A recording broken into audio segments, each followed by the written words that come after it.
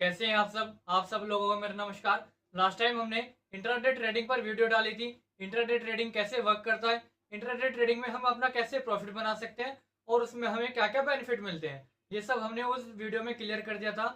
उस वीडियो में हमने ये समझाया था आपको कि हम 1000 रुपए से भी ट्रेडिंग को कैसे स्टार्ट कर सकते हैं, वो भी इंट्राडे ट्रेडिंग में।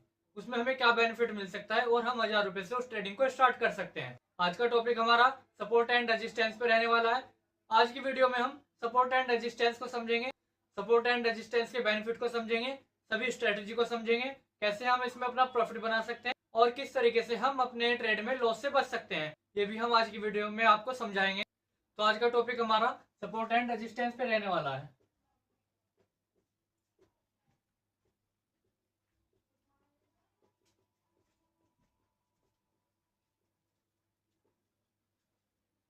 आज का टॉपिक हमारा सपोर्ट एंड रेजिस्टेंस पे रहने वाला है।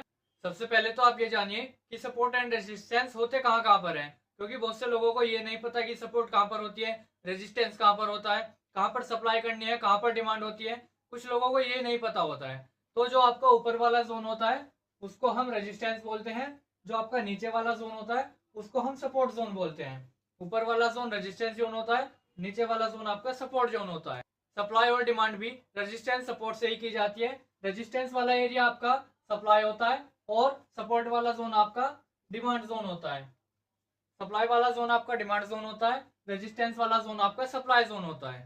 मार्केट में जब भी प्राइस सपोर्ट वाली लाइन पर आती है तो इस लाइन से हम प्राइस को खरीदते हैं। यहाँ पर हमें डिमांड होती है कि हम इस प्राइस को खरीदना चाहते हैं, तो यहाँ पर हमारी डिमांड बहुत ज्यादा होती है। इस लाइन से हम स्टॉक को खरीदते हैं और जब भी प्राइस आपका रेजिस्टेंस वाली लाइन पर आता है तो इस वाली लाइन से हम शेयर्स को बेच देते हैं। यहाँ पर हमें सप्लाई करनी होती है शेयर्स की, कि रेजिस्टेंस वाली लाइन पर आकर के हमें सप्लाई करनी है, शेयर्स को सेल करना होता है। तो रेजिस्टेंस वाली लाइन पर हमें शेयर्स को बेचना होता है। अगर अभी तक भी आप चैनल पे नए हैं तो चैनल को सब्सक्राइब कर लीजिए। अब मान लेते हैं एक रेजिस्टेंस एक सपोर्ट है, दोनों के बीच में प्राइस कंसोलिडेट करता है।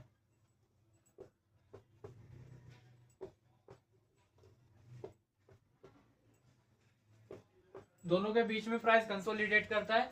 अगर प्राइस रेजिस्टेंस वाली लाइन को तोड़ करके यहाँ से अगर ऊपर जाता है, इस लाइन को पुश करके ऊपर चला जाता है अगर प्राइस, तो यहाँ पर ज्यादा से ज्यादा चांसेस रहते हैं कि यहाँ से प्राइस आपका ऊपर ही जा सकता है। इस कंडीशन में आप यहाँ पर एंट्री लेकर के अपना अच्छा खासा प्रॉफिट बना सकते हैं। सेम कंडीशन नीचे भी रहेगी सपोर्ट वाली लाइन पर। अगर प्राइस यहाँ से इसको तोड़ करके, लाइन को तोड़ करके पुश करके अगर नीचे आता है तो ज्यादा से ज्यादा चांसेस रहते हैं कि प्राइस अब नीचे आएगा। यहाँ पर भी आप शॉर्ट ट्रेड में एंट्री लेकर के अपना अच्छा खासा प्रॉफिट बना सकते हैं। अब इस कंडीशन में आपको ये ध्यान रखना है कि आपको फेक ब्रेकआउट से बचना है, क्योंकि इस कंडीशन में फेक ब्रेकआउट्स बहुत ज्यादा देखने को मिलते हैं और फेक ब्रेकआउट्स आपके स्मार्ट मनी कराती है एसएमसी। जो बिग प्लेयर्स होते हैं मार्केट के अंदर, जिनको अपने बड़े ऑर्डर प्लेस करने होते हैं, वो एक फेक ब्रेकआउट कराते हैं, उसके बाद अपने ऑर्डर प्लेस करते हैं। इसमें होता क्या है, इसमें होता है अगर प्राइस इस वाली लाइन को तोड़ करके ऊपर जाता है तो यहाँ पर जो रिटेल ट्रेडर्स होंगे उनको ये लगेगा कि अब प्राइस ऊपर ही जाएगा, तो वो यहाँ पर एंट्री ले लेते हैं और यहाँ पर उनका एसएल होता है और यहाँ पर उनकी आ जाती है लिक्विडिटी। यहाँ पर बहुत ही ज्यादा मात्रा में लिक्विडिटी इकट्ठी हो जाती है। अब फिर स्मार्ट मनी क्या करती है कि यहाँ पर अगर लिक्विडिटी आ गई है तो वो तेजी से प्राइस को नीचे की तरफ पुश करती है और सभी के एसएल को हिट कर देती है। एसएल हिट करके स्मार्ट मनी को लिक्विडिटी मिल जाती है और वो अपने बिग ऑर्डर को प्लेस कर देती है। इसी कंडीशन में रिटेल ट्रेडर्स आपके ट्रैप किए जाते हैं। सेम सिचुएशन आपकी सपोर्ट वाली लाइन पे भी हो सकती है, क्योंकि अगर यहाँ से प्राइस नीचे की तरफ पुश करता है तो यहाँ पर भी आपकी एसएमसी आ सकती है। लेकिन जरूरी नहीं है कि जब भी प्राइस नीचे की तरफ पुश करेगा या फिर ऊपर की तरफ पुश करेगा तो जरूरी नहीं है कि यहाँ पर स्मार्ट मनी ही आई हुई है।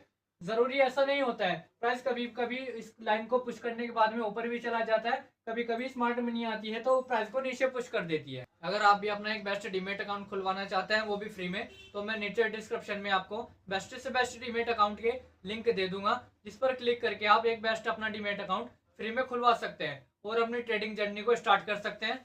इस सिचुएशन में आपको कैंडल्स का भी ध्यान रखना है, क्योंकि इस सिचुएशन में कैंडल्स भी बहुत मायने रखती हैं।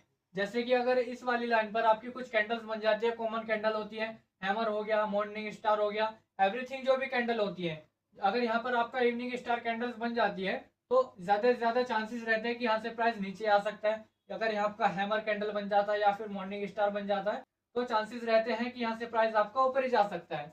तो आपको कैंडल्स पे भी ध्यान रखना है, आपको एसएमसी भी देखनी है और आपको ये भी देखना है कि अब प्राइस ऊपर ही जाएगा या फिर नीचे आएगा, कहाँ प्राइस पुश हो रहा है। खाली एक चीज को समझ करके, एक चीज को देख करके ट्रेड में एंट्री नहीं ली जाती है। सभी इंडिकेटर्स को समझना पड़ता है, सभी स्ट्रैटेजी को समझना पड़ता है, तब जाके ट्रेड में एंट्री ली जाती है और उसके बाद में हमें प्रॉफिट होता है। आज हमने आपको सपोर्ट एंड रेजिस्टेंस क्लियर कर दिया है। अगर आपका कोई भी डाउट रह गया हो तो आप वीडियो पर कमेंट कीजिए। मैं कोशिश करूंगा कि आपके टॉपिक पर वीडियो जरूर बनाऊं और आपके डाउट्स को जल्द से जल्द क्लियर कर पाऊं। अगर अभी तक भी आपने चैनल को सब्सक्राइब नहीं किया है तो चैनल को सब्सक्राइब कर लीजिए, वीडियो को लाइक जरूर कीजिएगा। मिलते हैं अगली नेक्स्ट वीडियो में। धन्यवाद।